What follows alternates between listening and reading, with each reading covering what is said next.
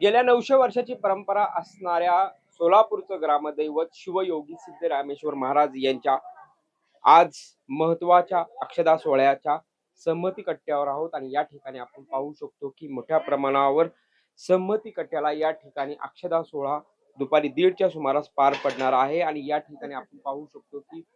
फुलांची आकर्षक अशी या ठिकाणी सजावट करण्यात आल्याचं चित्र आपल्याला पाहायला मिळत आहे। एकंदरीत पाहतोय की आपण काल तैला अभिषेक झाल्यानंतर आज दुसऱ्या दिवशी मोठ्या उत्साहात आपण पाहतोय की यात्रेतील अक्षदाचा प्रमुख सोहळा असतो तो दुपारी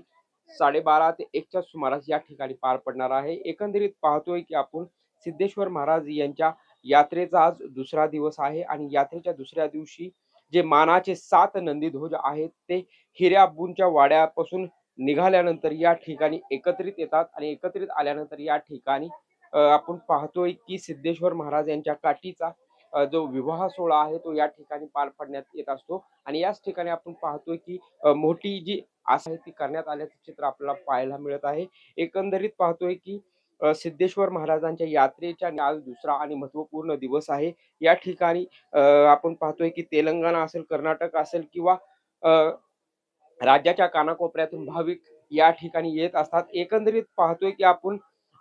या जर सोहळ्याचं वैशिष्ट्य पाहायला गेलं तर मुखी सिद्धरामाचा जप, कफाळी अष्टगंध, हाती नंदीध्वज पिलोत पुढे जाणारे नंदीध्वज आपल्याला